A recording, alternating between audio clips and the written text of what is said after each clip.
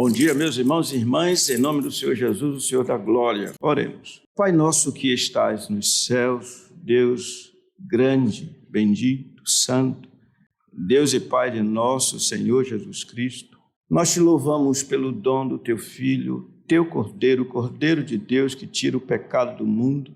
Louvamos-te por este momento, pelo privilégio que temos dado por ti, de estarmos reunidos neste lugar a fim de adorarmos o teu nome. E pedimos a tua bênção sobre nós, dá-nos a tua palavra, dá-nos entendimento, abençoa os demais que estão ministrando a esta hora também, tanto aqui exteriormente falando, como os de fora desse lugar. Que aqui tudo diga glória. Perdoa os nossos pecados, nós oramos em nome de nosso Senhor Jesus. Amém. Vamos ler no livro de Apocalipse, capítulo 20, versículo 7. Quando, porém, se completarem os 1000 anos, Satanás será solto da sua prisão e sairá a seduzir as nações que há nos 4 cantos da terra, Gog e Magog, a fim de reuni-las para a peleja. O número dessas é como a areia do mar. Marcharam então pela superfície da terra e sitiaram o acampamento dos santos e a cidade querida. Desceu, porém, fogo do céu e os consumiu. O diabo, o sedutor deles, foi lançado para dentro do lago de fogo e enxofre, onde já se encontram não só a besta, como também o falso profeta, e serão atormentados de dia e de noite pelos séculos dos séculos. Essa é a terceira parte desses versículos de 1 a 10, dessa sessão inteira, que, conforme temos visto, tem a ver com o milênio, o nosso tema, segundo o Apocalipse. E já tivemos a oportunidade de ver a prisão de Satanás. Também tivemos a oportunidade, isso dos versículos 1 a 3, também tivemos a oportunidade de considerar o reinado dos santos com Cristo no céu, dos versículos 4 a 6. E domingo passado, demos início a esta nova sessão, ou a terceira sessão, terceira parte desses versículos de 1 a 11, que é de 7 a 10, que é a derrota e o perecimento de Satanás. Nesta terceira sessão, como os irmãos sabem e já tivemos a oportunidade de iniciar, nós vimos, a primeira coisa, o pouco tempo da soltura de Satanás. O versículo 7 começa dizendo assim: quando, porém, ou seja, em contraste com a sua prisão e com o que vem acontecendo no período que nós compreendemos como o milênio, período que vai desde a primeira vinda do Senhor até a sua segunda vinda. A visão nossa, como temos visto, é aquela que chamam de amilenismo. Não é um milênio literal, ou seja, não são 1000 anos literalmente falando, mas esse período no qual Satanás está preso. Satanás está impedido, impossibilitado, está restringido.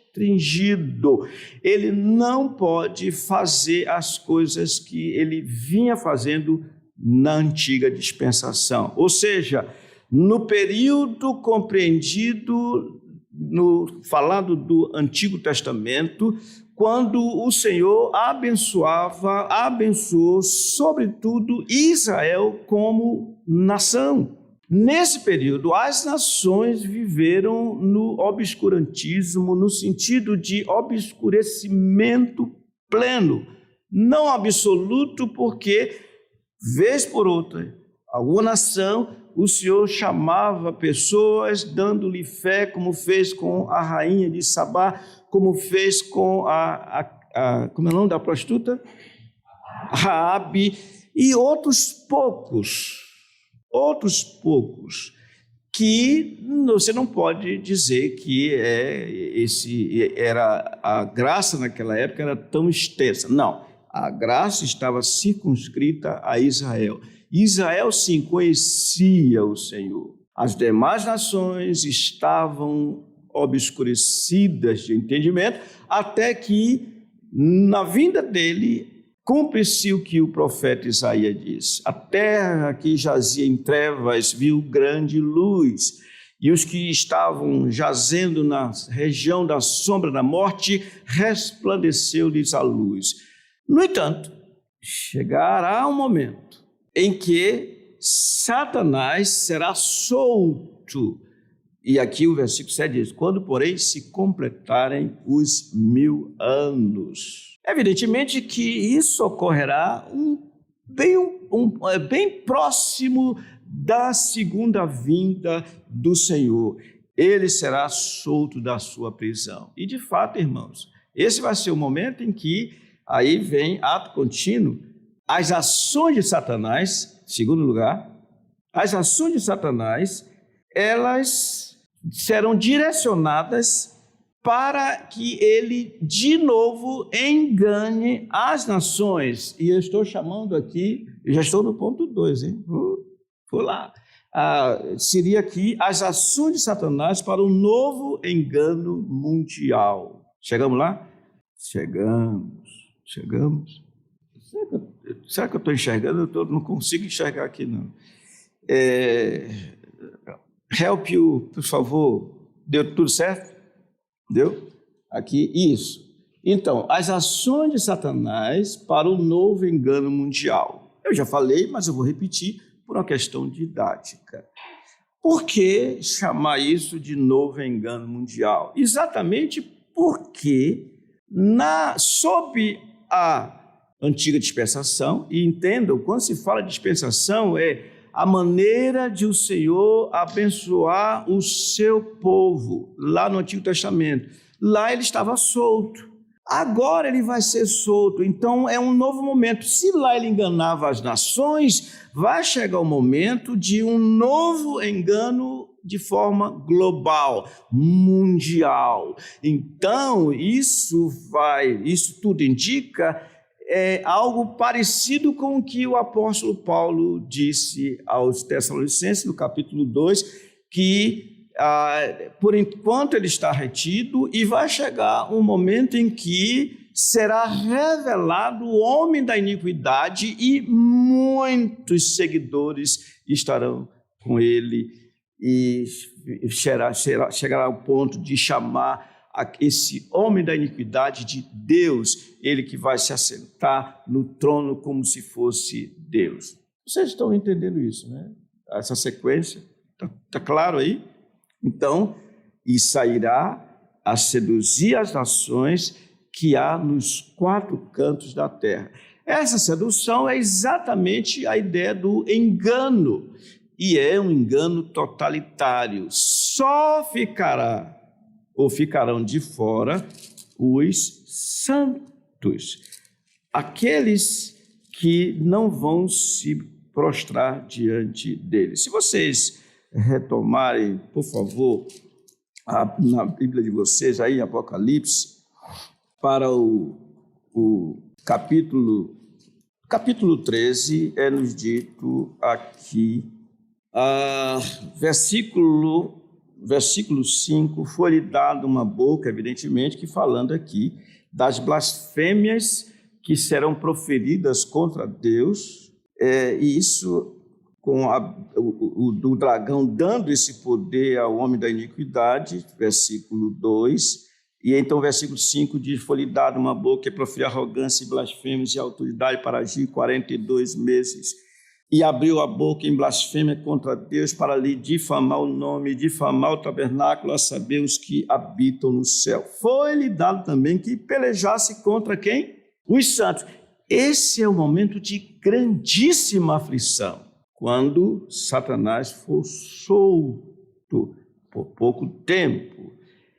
Foi-lhe dado também que pelejassem contra os santos e os vencesse. Deu-se-lhe ainda autoridade sobre cada tribo, povo, língua e nação. E adorá-la-ão, ou seja, a besta, todos os que habitam sobre a terra, aqueles cujos nomes não foram escritos no livro da vida do Cordeiro que foi morto desde a fundação do mundo. Se alguém tem ouvidos, ouça. Se alguém leva para o cativeiro vai. Se alguém matar a espada, é necessário que seja morto a espada. Aqui está a perseverança e a fidelidade dos santos.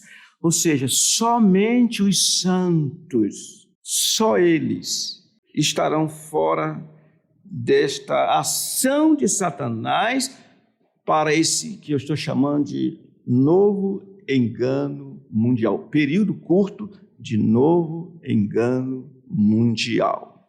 Ficou claro? Está bem? Aí, essa é a nossa posição. Como eu tenho dito, nós não vamos disputar, brigar, degladiar com quem quer que seja se pensar diferentemente de nós. Mas vocês vejam que eu recorri a uma outra sessão, nós vimos 7 sessões que mostram o paralelismo progressivo, ou seja, o período compreendido entre a primeira e segunda vindas do Senhor, e em todas essas sessões, 7 sessões, os acontecimentos são os mesmos, só que aqui no capítulo 20 nos é descortinado de uma maneira plena e nós vemos até mesmo a prisão de Satanás, que é o último inimigo de Deus, de forma muito clara. Ele será solto e então acontecerão essas coisas. Os santos, as nações serão seduzidas e vejam que diz que ele vai então reunir nos 4 cantos da terra Gog e Magog. Ato contínuo, vemos o propósito do novo tempo do engano mundial. Eu já tinha clicado ali, já chegaria lá de repente. O propósito do novo tempo do engano mundial. O que está escrito no versículo 8, a primeira parte? Leiam, por favor. A fim... vocês estão tão tímidos hoje. Vamos ler juntos? A fim de reuni-las para a peleja. O número dessas é como a areia do mar. Aqui está o propósito. Vocês viram lá no Apocalipse 13 isso que está aqui. Antes vocês viram que a citação de Gog e Magog, no versículo 8, a primeira parte, ele saiu a seduzir as nações, ele fará com que as nações se voltem para eles, tenham-no como Deus, de fato, e agora essas nações estarão reunidas para a peleja contra quem, irmãos? Contra os santos. Aqui temos que dizer que se nós olharmos esse versículo 8 de forma literal, interpretá-lo de forma literal, nós vamos perder o sentido de Apocalipse. Porque quando fala de Gog e Magog, evidentemente está se falando da profecia registrada em Ezequiel, evidentemente sim, mas isso o que João faz é trazer aquele acontecimento de Ezequiel, quando houve uma reunião para combater o povo de Deus naquela época, nos dias de Ezequiel, mas agora o que a gente vê é esse acontecimento trazido como uma simbologia para dizer que haverá uma reunião mundial para ir de encontro aos santos. Irmãos, eu creio que se trata da grande tribulação, a fim de reuni-las, essas nações, para a peleja. É a última batalha. Vocês lembram, e aqui nós podemos ir até Mateus 24, quando o Senhor lá deixou claro na profecia que os santos haveriam de experimentar uma grande tribulação. E é interessante que o elemento do engano, como nós tivemos a oportunidade de ver, ele é muito forte e é exposto de forma muito enfática pelo Senhor Jesus e seus apóstolos. Vejam quando ele diz aqui no versículo 15, Mateus 24, 15. Quando, pois, virdes o abominável da desolação, de que falou o profeta Daniel, no lugar santo, quem lê, entenda. Então, os que estiverem na Judéia, fujam para os montes, quem estiver sob o eirado, não desça a tirar de casa alguma coisa, e quem estiver no campo, não volte atrás para buscar a sua capa. Ai das que estiverem grávidas e das que amamentarem naqueles dias. Aí então diz, orai, para que a vossa fuga não se dê no inverno nem no sábado, porque nesse tempo haverá grande tribulação, como desde o princípio do mundo até agora não tem havido e nem haverá jamais. É interessante ver a profecia. O que o Senhor falou aqui, ele falou dizendo, olha para trás e veja o que aconteceu nos dias de Antíoco Epifânio, como ele sacrificou um porco no altar de Deus. E aqueles dias foram dias de muito derramamento de sangue. E ele diz que haverá também dias dificílimos, que Lucas, no capítulo 21, descorre, expõe, como que levando-nos a entender a vinda do Império Romano para arrasar a grande cidade, cumprindo o que ele diz que, vede estas construções, não ficará pedra sobre pedra que não seja derribada. E Joséfo, um famoso historiador hebreu, ele faz uma narrativa impressionante daqueles dias, 70 anos, o ano 70, ou seja, cerca de 40 anos depois, um pouco menos de 40 anos depois da partida do Senhor. Mas, irmãos, a linguagem, ela é tal que nos remete a algo que virá mais adiante. Quer ver? Vejam, versículo 21, eu repito. Porque nesse tempo haverá grande tribulação, como desde o princípio do mundo até agora não tem havido e nem haverá jamais. Não tivesse aqueles dias sido abreviados, ninguém seria salvo, mas por causa dos escolhidos, tais dias serão abreviados. Tá, ele está falando da grande tribulação, tudo bem? Vocês estão acompanhando? Veja o que ele diz aqui, versículo 29. Logo em seguida a tribulação daqueles dias. Vai demorar muito a tribulação? Observe, logo em seguida a tribulação. Tem uma versão, uma tradução que diz imediatamente, a Nova Versão Internacional está correta. Logo em seguida a tribulação daqueles dias, o sol escurecerá, a lua não dará sua claridade, as estrelas cairão do firmamento e os poderes do céu serão abalados. Então o fim chega. Aparecerá no céu o sinal do Filho do Homem. Todos os povos da terra se lamentarão e verão o Filho do Homem vindo sobre as nuvens do céu com poder e muita glória. E ele enviará os seus anjos com grande clangor de trombeta, os quais reunirão quem, irmãos? Vocês deviam ler com entusiasmo, irmãos. Quem ele vai reunir? Dos quatro ventos, de uma a outra extremidade dos céus. Agora voltando, olha só, esse versículo 8. Sairá, versículo anterior, versículo 8, sairá seduzir as nações que há nos quatro cantos da terra, Gog e Magog, a fim de reuni-las para a peleja. O número dessas é como a areia do mar. Então a gente vê logo em seguida, outro ponto, a investida de Satanás e seus seguidores contra a igreja, porque o versículo 9 diz assim: marcharam então pela superfície da terra e sitiaram o acampamento dos santos e a cidade querida. Vocês percebem o que eu estou fazendo? Eu estou tentando descrever o que entendo aqui nesse texto de Apocalipse, que assim, a gente fica até convencido, é isso mesmo, parece que é isso mesmo, né? Agora eu queria que você vibrasse também, né? Porque nós estamos sofrendo, se a gente estiver na grande tribulação, está sofrendo. Não vamos aguentar. E o Senhor vem, com seu poder. E a grande tribulação não é fácil. Vocês querem estar lá? Silêncio total. Então, significa dizer que vocês querem morrer antes da vinda do Senhor. Ótimo. Para mim, o viver é Cristo, morrer é lucro. Que seja assim. Senhor, ajude-nos para que vivemos a Ti, certamente. Tudo bem, pastor Lindomar Fernandes? Alguma pergunta, alguma dúvida? Sim, senhor.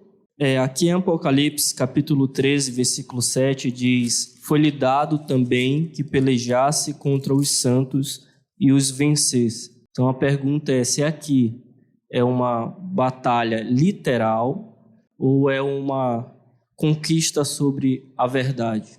Isso aqui Batalha literal. Perseguição mesmo.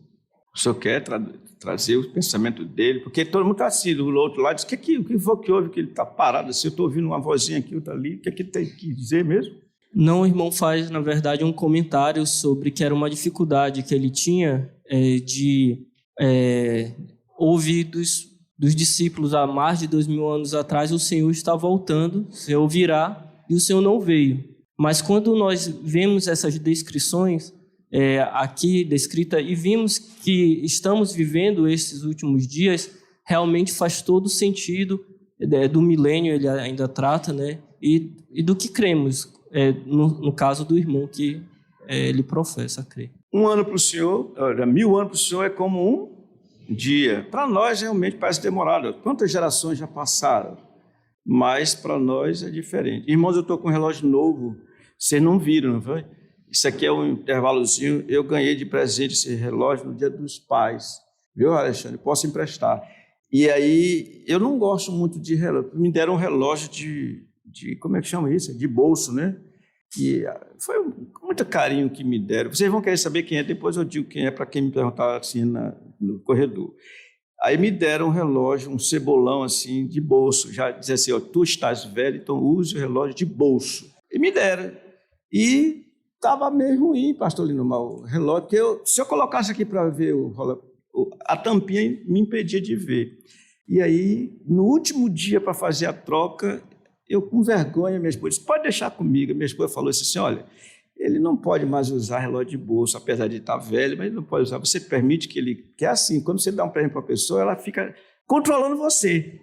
Ela deu o presente, mas o presente, ela quer que você use o presente. Então, quando foi hoje, eu cheguei, disse assim, fulano, vem cá, você está vendo meu braço? Aí ele ficou todo alegre, pronto. Talvez seja a última vez que eu uso também, porque tem 2 outros, né? Então a gente vai revezando, tudo bem. Pois bem, de fato é assim, porque falou em relógio de tempo, né? Eu lembrei do relógio. Mas eu posso emprestar, Alexandre, se você desejar, eu posso emprestar. Tem 3 agora, tá? Posso emprestar, você só me diz qual que você quer dos 3, eu posso emprestar. Se você vir no braço dele, é o meu, tá? Que ele vai usar. Então, a questão do tempo. Para o Senhor, 1000 anos é como um dia. De fato, o tempo, para ele, é diferente. A contagem do tempo do Senhor é diferente daquilo que nós entendemos. São várias gerações e é interessante que os escarnecedores chegam ao ponto de dizer isso. Olha, há muito tempo que se fala que o Senhor vem e não vem. Onde está a sua promessa, a promessa da sua vinda? Mas nós estamos vivendo momentos diferenciados, momentos bem interessantes. E o que deve nos chamar a atenção é o seguinte, irmãos, quando alguém diz assim, eu estou passando por uma grande tribulação, não sabe o que está dizendo, não sabe. Espero que a Esther venha em paz, passe essa geração, Esther, vá em paz, tudo bem? Já nem chegou, já está dizendo, vá em paz. E vocês estão rindo, mas é assim mesmo, chega em paz, vá em paz, sem experimentar essa grande tribulação. Mas, irmão, não vai ser fácil. Seu neto, não vai ser fácil. A perseguição vai ser, de fato, uma perseguição terrível. Aliás, no Brasil, eu acredito que nós, evangélicos, vamos sofrer uma perseguição como nunca. Daqui a pouco, não vai demorar, não. Vamos. Onde você chegar, se souber que você é evangélico, a perseguição vai ser ferrenha. Eu espero isso. Não sou profeta, mas já estou dizendo isso. Podemos esperar. Tá? Alexandre vai ficar escrevendo aquelas coisinhas dele lá no Face? Vai pegar cascudo. Vai pegar cascudo daqui a pouco, ele vai ver o que é bom para tosse. Aí, e se me perguntar o endereço dele, eu dou. Está aqui, o endereço dele é esse aqui. O seu neto também, que gosta de se pronunciar no Facebook, etc., o senhor vai pegar cascudo. O senhor quer cascudo ou quer ir logo para a glória? Então, eu também acho. Mas vamos prosseguir. Então, vejam que aqui o propósito é esse. Marcharam então pela superfície da terra, isso? E sitiaram o acampamento dos santos e a cidade querida. Irmãos, uma coisa que deve nos chamar a atenção aqui. Quem foi ou quem soltará por breve tempo a Satanás? Quem? Tenhamos isso em mente. O Senhor que prendeu a Satanás, o mais valente, entrou na casa do valente, despojou-o, prendeu e despojou. Agora esse mesmo mais valente vai soltá-lo. Isso faz parte dos desígnios de Deus, isso faz parte do eterno propósito do Senhor. Vai liberar, e quero dizer o seguinte, irmãos, os santos, os verdadeiros, eles não vão abrir mão da sua fé, porque o Senhor vai guardá-los. Vão ser dias difíceis demais, muito difíceis. Alguma pergunta? Sim, senhor. Em Lucas, capítulo 22, versículo 35 ao versículo 38, o Senhor Jesus aconselha seus discípulos a venderem sua capa a fim de comprar uma espada. Essa instrução era uma forma de incentivá-los à legítima defesa ou apenas para cumprimento da profecia? Se estiver relacionada à legítima defesa, também servirá de conselho para os santos no período de tribulação vindouro? Compre uma metralhadora, aquela bem avançada. Qual é o último tipo de metralhadora? Qual é o último armamento que tem aí? Qual é? Hein? Eu sugiro assim, eu não sei quem que perguntou, é o seguinte, vocês notaram que esse texto que ele trouxe, não sei quem foi, se foi homem ou mulher, quem fez a pergunta, esse texto mostra que o Senhor respondeu fez a pergunta, se tinham alguma espada. Isso ele tinha, era para cumprir a Escritura. E alguém disse, aqui tem duas pastas. Uma basta, salvo engano é isso. O texto. Qual é o texto mesmo, hein? É Lucas 22, quanto?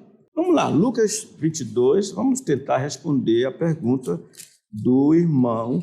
Mas ele já sabe que não vai sair metralhadora nenhuma da minha parte aqui, viu? Ele já sabe, acho que ele não quer nem mais ouvir. 22, 35, A seguir, Jesus lhes perguntou, quando vos mandei sem bolsa, sem alforje e sem sandálias, faltou-vos, porventura, alguma coisa? Qual é a resposta? Nada, disseram eles. O Senhor sustentando os seus missionários. Então lhes disse, agora, porém, quem tem bolsa, tome-a, como também o alforje. E o que não tem espada, venda a sua capa e compre uma. Pois vos digo que importa que se cumpra em mim o que está escrito. O que está escrito? Ele foi contado com porque o que a mim se refere está sendo cumprido. Então lhe disseram, Senhor, eis aqui 2 espadas. Respondeu-lhes, basta. O que foi que aconteceu? Quando o servo Malco, parece que é Malco o nome dele, né? Malco, que prendeu o Senhor Jesus, o que foi que fez Pedro? Puxou a espada. Ele queria tirar a cabeça assim, né? Ele queria acertar a cabeça. O Malco deve ter feito algum movimento e cortou a orelha de Malco. O Senhor pegou a orelha de Malco, colocou e disse algo depois. O que foi que ele disse? Como é que é? Quem lança a mão na espada, da espada, irmão, vocês não falam, perecerá da espada. O Senhor incentivou o uso da espada, irmãos. A espada que o Senhor disse que eles deveriam ter, irmãos, era para que olhassem para ele e contassem ele como se fosse malfeitor. Então, você que fez a pergunta, compre a melhor submetralhadora. Qual é a melhor mesmo, Alexandre? Você que é bem informado, quem não sabe, né? Compre a melhor que você tiver e põe em casa. Se arme o quanto você puder.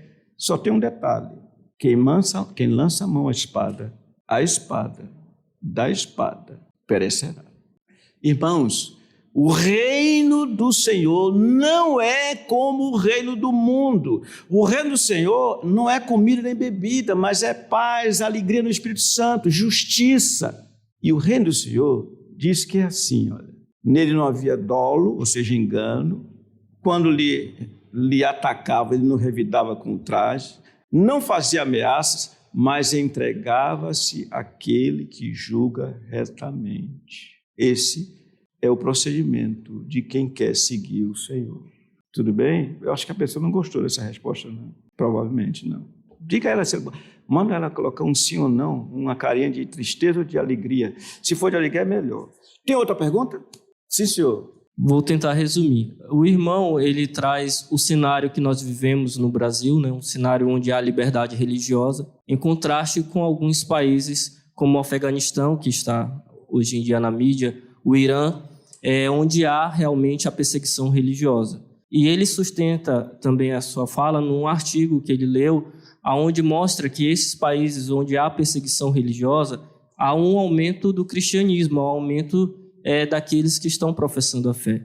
E em contraste com aqueles outros países, como ele citou, Angola, onde não há apoio estatal e há também um crescimento do cristianismo. E também o Brasil, onde há esse apoio, inclusive, vou abrir parênteses que ele não falou isso, parlamentares que professam a religião, são cristãos, fecho parênteses. Então, onde há esse apoio estatal, mas em outro aspecto, o cristianismo tem sido inflado, tem sido superficial. Então, a pergunta dele, ele traz 3 aspectos finais. Está ótimo, família, tá? Pastor Gilmar, está ótimo, tá? Tá 3 aspectos que ele pergunta qual deve ser a posição do cristão em torno disso. E esses 3 aspectos, que aí eu não vou lembrar as 3 perguntas finais que ele dá alternativa. Aí já queria demais, né? Eu queria demais. Faça a pergunta última, final. Só pergunta, por favor, para ele. Tá. A pergunta dele é, diante disso, como... Agora, veja bem, pessoalmente, devemos nos posicionar. Irmãos, eu gosto de ver perguntas como essas. Porque, apesar de tudo, ele, na verdade, é como se dissesse assim, eu vou botar ele na parede para ele falar o que eu quero ele gostaria de falar, mas nem sempre eu posso falar, então... Que réplica sua, hein? que réplica, eu gostei. Tudo. Por que eu fui mexer contigo, né? Não, então eu vou ficar calado. Então, se não é para bater martelo em nada, eu vou ficar calado. Então pronto, está tudo resolvido. Está resolvido, ele foi falado, fez a pergunta dele. Vocês acham que está tudo certo? Não. Eles querem ouvir também, Alexandre. Ele quer Alexandre. Pastor Normal, o senhor pode vir aqui responder essa pergunta, por favor? Não, obrigado. Né? Tá bom. É assim, irmãos, eu vou falar assim com muito temor por mim mesmo. Eu estou acostumado a apanhar. Desde que eu comecei na fé cristã, eu tenho apanhado. Apanho mais do que dou. E por que apanho? Porque a minha posição, ela nem sempre agrada aos meus irmãos, vou usar essa expressão irmãos. Primeira coisa, quando você fala da perseguição, ou seja, usou a expressão religiosa que nós vemos hoje, por exemplo, no Afeganistão, vejam que, em última análise, o que nós estamos vendo é a incursão de uma das piores seitas que há. Se eu fosse falar isso aqui em outro lugar, minha cabeça era capaz de ser decepada. Mas existe esse avanço terrível, daí você citou Angola, um avanço terrível de que religião? Islamismo. Um avanço forte do islamismo. Ora, não tem nada a ver islamismo com cristianismo. Não tem. Mas existe essa perseguição. Mas não é uma escala mundial. É algo pontual. Sem dúvida nenhuma, está acontecendo lá. Você tem um mundo ocidental vivendo hoje bem com a vida. As mulheres dizem o que querem, fazem o que querem, e deixam de fazer o que querem, de um sentido, isso tem acontecido. Aí vem essa que eu não estou aqui defendendo o islamismo de hipótese alguma, e traz um peso enorme, e não só peso contra as mulheres, mas contra todos aqueles que não rezam na cartilha deles. Esse é o aspecto. O que está acontecendo com o Brasil? Onde você faz eu chegar? O que está acontecendo com o Brasil? O Brasil está acontecendo, irmãos, um engano, o maior dos enganos desde que eu me converti, está acontecendo no Brasil, ligado à religião. Desde o início eu venho me mantendo em silêncio e, mesmo assim, há quem diga que eu tenho uma posição política partidária que eu nunca falei para ninguém qual é a minha posição política partidária. No entanto, não dá, irmãos, para nós engolirmos o que está acontecendo. Por isso eu disse há pouco que não vai demorar para o nosso país, no nosso país, nós sofrermos uma perseguição sem precedente. Sem precedente. Basta saber que somos evangélicos. E já cito uma coisa, vocês podem ver como é que tem soado a ideia de colocar um ministro do Supremo Tribunal Federal, como a expressão do nosso presidente foi extremamente, terrivelmente evangélico. Como é que está soando isso aí? Vocês já veem. Dificilmente ele entrará. Por quê? Porque existe, irmão, o mundo nos odeia. Nós esquecemos isso. O mundo nos odeia. O problema é quando nós fazemos por onde o mundo nos odiar sem necessidade.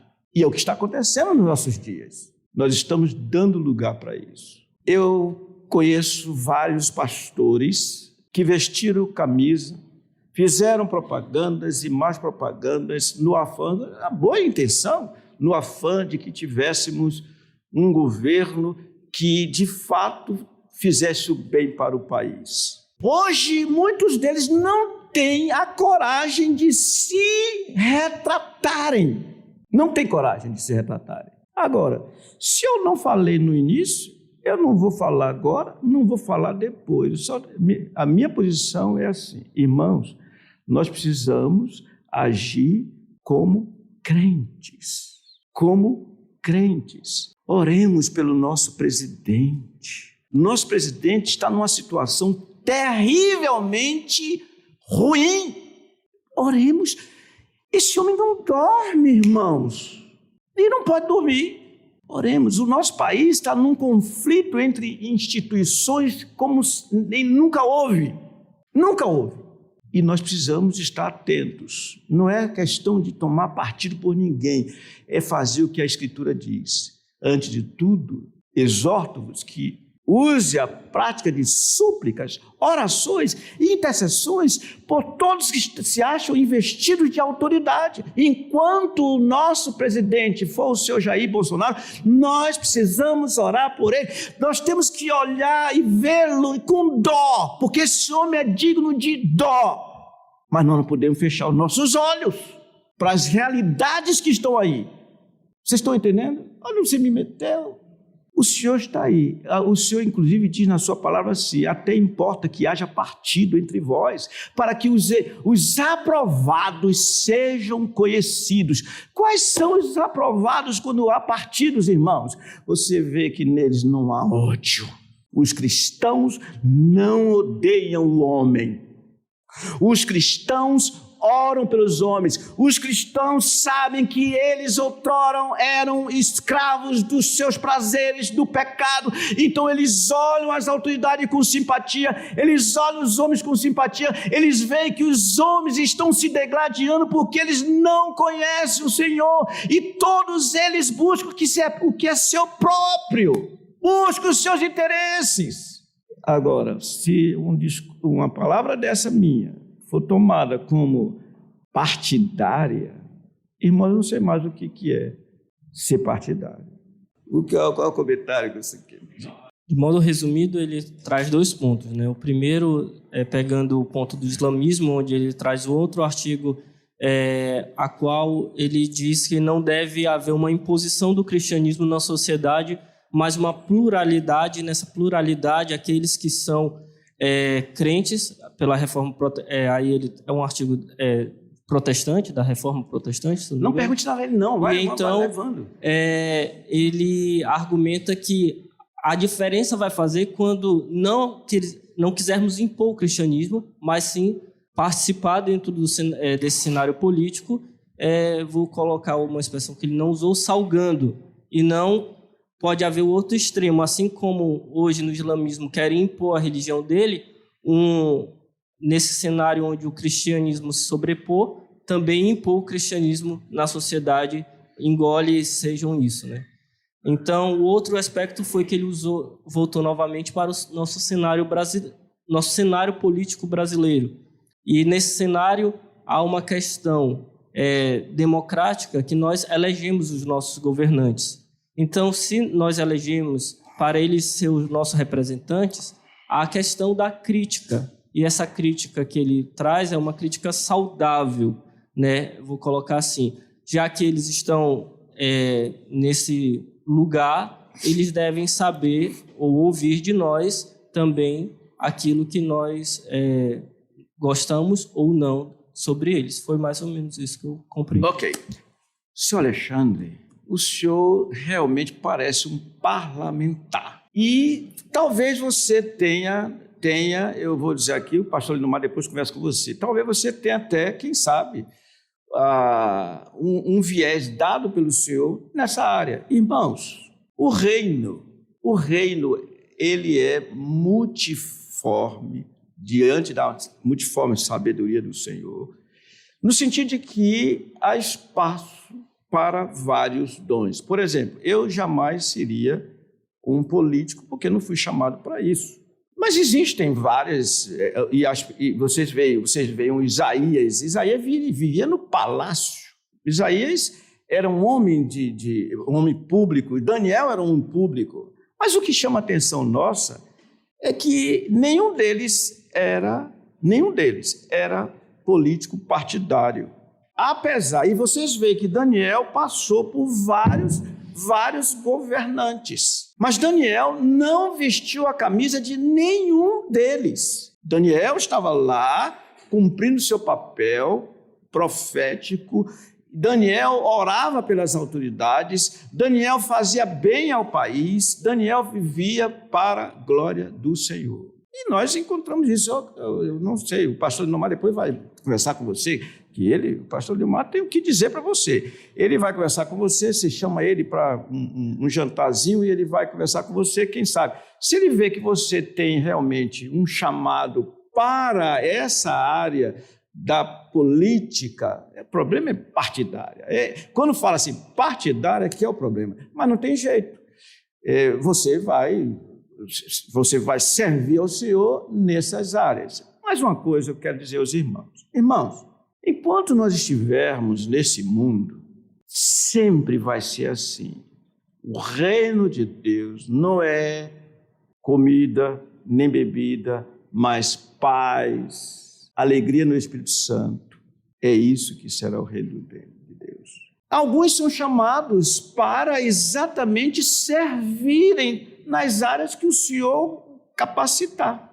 Outros são chamados para estar em oração.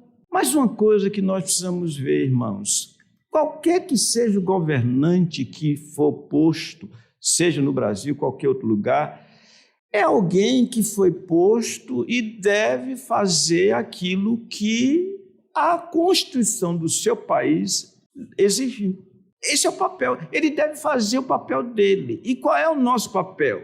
A Bíblia nos chama o quê? Para fazer o quê pelas autoridades? Orar pelas autoridades. Mas orar pelas autoridades não significa assinar embaixo, dar um cheque em branco para as autoridades, para elas fazerem o que elas quiserem fazer. Não, irmãos. Nós temos que orar para que ela cumpra o seu papel. Mas qual é o papel? Nós nunca vamos ter, meus irmãos, o reino de Deus nessa nação de uma forma plena. Não vai, gente. Não sejamos inocentes úteis. Nunca vamos ter isso. Por isso somos chamados, sim, para orar pelas autoridades. E apesar, eu sei que eu pego sempre pedrada, eu sempre recebo pedrada. Apesar de nós estarmos aqui, mas há uma pluralidade. Uns são chamados para uma área, outros são chamados para outra área. E nós precisamos estar vendo o reino de Deus. O reino de Deus não é comida nem bebida, mas é paz, alegria no Espírito Santo. Isso é o reino de Deus. E precisamos estar orando pelas autoridades, precisamos pedir ao Senhor que levante homens e mulheres que sejam de fato servos do Senhor e sirvam ao Senhor como fizeram Isaías, como fez Isaías, como fez Daniel, como fez Paulo e tantos outros que eram homens de proa, homens que souberam agir na sua geração de modo a fazer o bem para o seu povo. Agora, nós estamos vivendo num país democrático, as instituições precisam funcionar, não é a ideia de na força, não é força, as instituições estão aí para serem, as nossas leis estão aí para serem cumpridas. E nosso papel é orar pelo bem da nação, como está escrito lá em Isaías. Orai pelo bem das nações. Irmãos, ninguém vai levar na força, porque de Deus não se zomba. De Deus não se zomba. O que o homem semear, isso ele o que vai fazer? Colherá. Então, que nós estejamos olhando o reino de Deus, que não é comida nem bebida, mas paz e alegria no Espírito Santo. Se nos encontrarmos como cristãos, nos degladiando, alguma coisa está errada. Por isso somos chamados para orar pelas autoridades. Nós estamos vivendo dias difíceis no nosso país. Porque quando as instituições não se respeitam, não seguem as leis do nosso país, o que dá é isso que estamos vivendo agora, meus irmãos. E não sejamos tolos no sentido de achar que a gente vai encontrar o reino de Deus na terra de forma plena. Não. O mundo, o que é que diz a Bíblia? Vos odeia. O mundo vos odeia. E nós não precisamos nos odiar. Não há necessidade disso, irmãos, tá bom? Você vê, esse Alexandre não é fácil, né?